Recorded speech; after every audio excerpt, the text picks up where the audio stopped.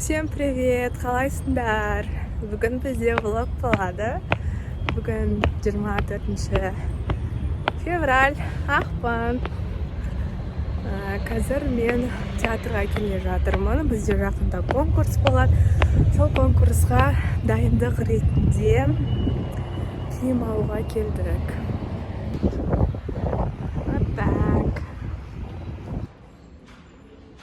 Театрдың ішіндеміз. Ұйқысан ашылды. Төсегімде дөңбек шетеде тұғын. Мен.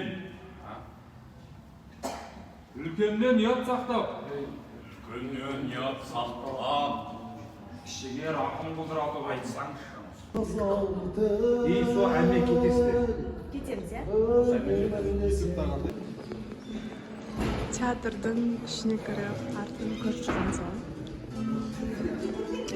Мен уже жұмысқа келіп, процессті өткіздік и еще жұмыстарымды жасап болып, енді спокойно отқам ғой. Короче, менде мынадай қазір блокнотқа дұғамды жазып жатырмын. Білесіздер, мен дұға жазатынмын да. Бізде қазір дұға, тек қана сол дұғаға арналған ғана дәптер болып саналады. Ла хаула ва ла куввата илля билля. Бұл ақшаға қатысты, жолыңды ашуға қатысты, көбінесе байлыққа қатысты дұға болып саналады. Және осы дұғаның арқасында негізі көп байлықтар келе бастайды. Негізі ол рас. И еще менде бір әдіс таптым. Мынандай, например, осы блокнотты аламыз. Аяқтар таза ғой енді. Соның орта жағына бір 10-15 беттен кейін 10-15 беттен кейін мінекей мына жерде мечта деп жазылып тұр. Осы жерге мечтамызды жазамыз. Осы бетке келген кезде осы жерге. Мынандай бір интервьюді тыңдағам. Интервьюді айтады.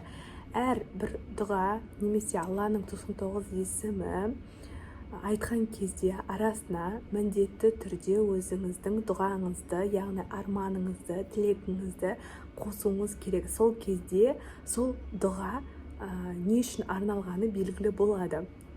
Сіз де осылай жасап көріңіз. Егер күніге ылғи да дұға жасай бересіз, бірақ оның түпкі мақсаты қандай екенін белгісіз болғаннан кейін ол сізге жауап болып келмейді. Сол себепті әр айтқан бір дұға, немесе 99 есім айтқан кезде міндетті түрде арасына өзіңіздің қалауыңызды қосып жүресіз.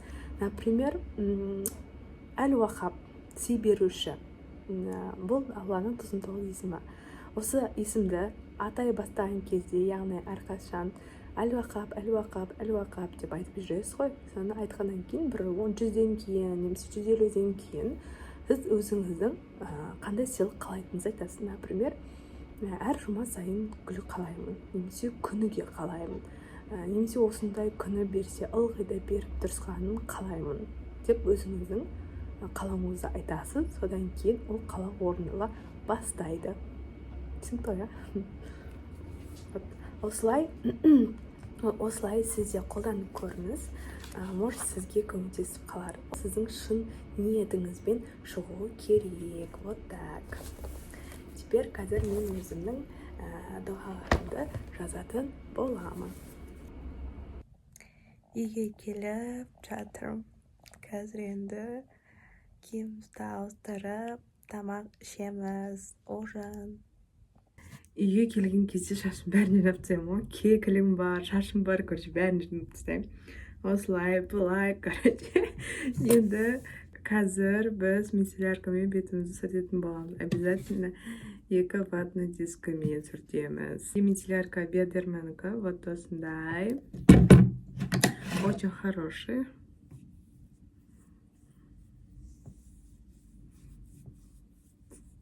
Вот. Осылай сүртіп шығамыз. Осы мицеллярканы қолданғалы бері менің бетім кәдімгідей тазара бастады.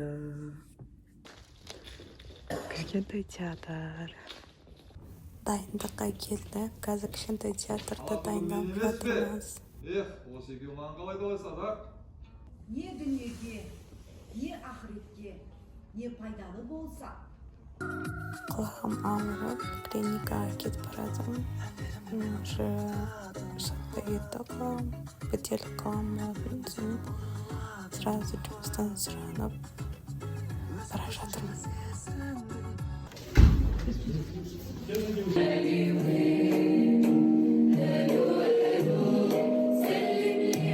Бетіме маска жағып, короче, и музыка тыңдап жатырмын.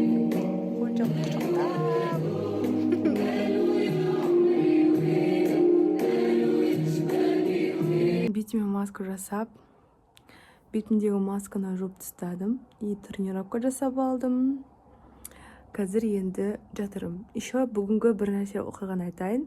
Ол оқиға, короче, азаннан бері құлағым бітеліп қалды. Вообще айтамайым, короче, невозможно. Дым естімей алдым, екі құлағымда, короче. Чуть-чуть қана естем, а остальные вообще ештеңе естілмейді. Потом ойладым, кететін шығар деп жүрдім, сосын түске таман уже вообще естілмеді. Потом неге бардым? Клиникаға сразу бардым да, тексерттім. Сөйтсем, оказывается, дұрыс тазаламағаннан болған екен. Олар құлағымды, короче, тазалап берді. Сосын құлағым кәдімгідей ашылып, рахаттанып қалған. Келесі жолы енді вообще өзім тазаламайтын болып шештім. Жұмысқа келдім. Бүгін шашым бәрін, короче, жинап тастағанға. Азанда бүйтіп әдемі, короче, шекілмен жасағанымды айтайын. Далада қар жауып тұр. Февральда не деген қар мынауды бүйтін уже март болайын деп жатыр. Қар қалай жауып жатыр. Кәдімгі құс сияқты жауып жатыр.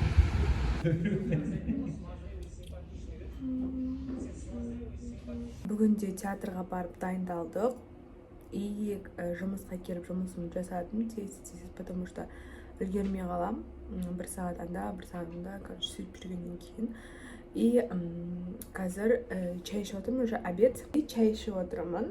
Қазіргі уақытта жұмыста тамақ ішіп жүрмін. Соған байланысты иногда комнатаның ішінің иісі тамақтас кетеді. И маған ол ұнамайды. Тамақтың иісін вообще жек көремін бар ғой. Андай үстіңе сынып қалу бар ғой. Сондайларды вообще ұнамайды. Тамақтың иісі, короче, андай үстіңе сынып қалатын иістер болады. Тамақ істеп біткеннен кейін үстіңе сынып қалады. Сосын бөлмеде, бір тамақ жол жерде тамақтың иісі, бір иістер шығып тұрады ғой. Вот сондай иістер ұнамайды маған. Соған байланысты мынандай, короче, освежитель дей ма, или как, короче, осындай себетімен мына ішіне вернелі бар ғой, кір жуатын кезде салатын, соны құйдым да, ішіне су құйдым. И осымен комнатаның, бөлменің аяғын баспайтын жерлері, короче, себем, и прям бөлме пахнет болып тұрады, прям күшті иіс шығады да. И тоже сендерге де советую осындай алып сепсеңдер болады. Менің көйлегім келген болатын, сол көлікті киіп, бүгін тағы да дайындалдық.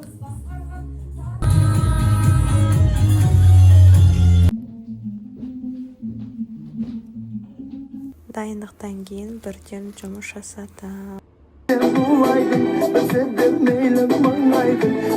Көптен күткен конкурс келді.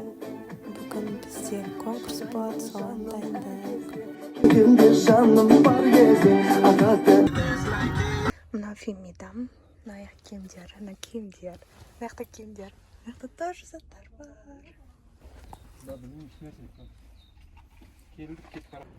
Облысқа келдік, осы жақта болады конкурс.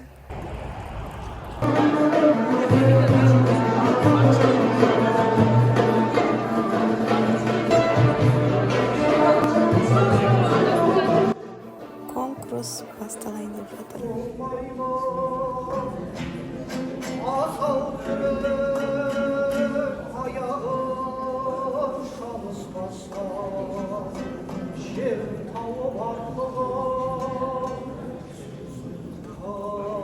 Бірінші орын алдық, Самұрық командасы, вот так. Обед ішіп келдік.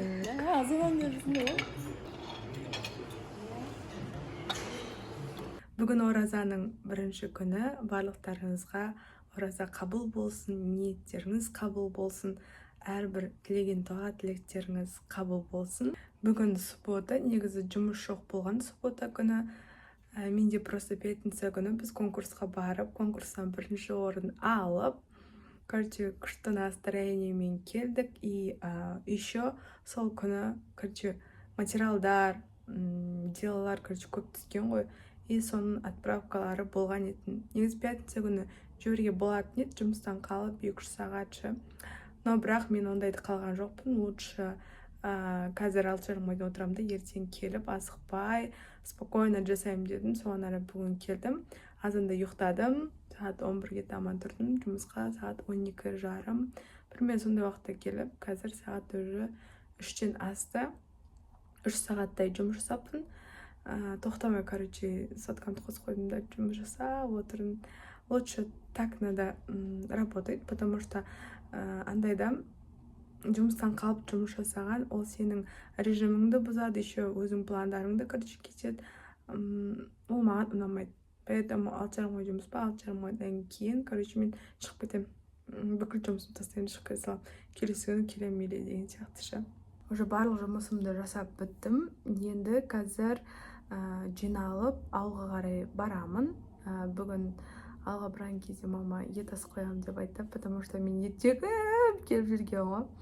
Сөйтіп мама айтты, онда ет асамыз деді. Мен вообще никогда ет сұрамаймын. Мама ет қашан жейміз деген сияқты ет жегіш деп айтпайды. Мама прям саған кеттім, потому что мамалар уже 1,5 айма Астанада келіп, енді көрейін деп жатырмын. Оның алдында просто шығарып салды. И біз көріп сөйлескен жоқпыз да енді. Сонымен енді бүгін кәдімгідей көріп кішкене шай ішіп отырып, сөйтіп әңгіме айтамыз. Еще сразу мама айтты, мама ет асайықшы депші, сөйтіп мынандай қара есек еттермен, жылқы етмен, короче, мынандай еттерді ана жейтін ба, сөйтіп картошкасымен сөйтіп жейікші депші. Сөйтіп мама иә деді. Бүгін ет жейміз. Қазір енді еще магазинге кіріп шоколад аламын. И сол шоколадтармен бүгін ağzımızda ашатын боламыз. Көп жемеңді қазір ет жеймін.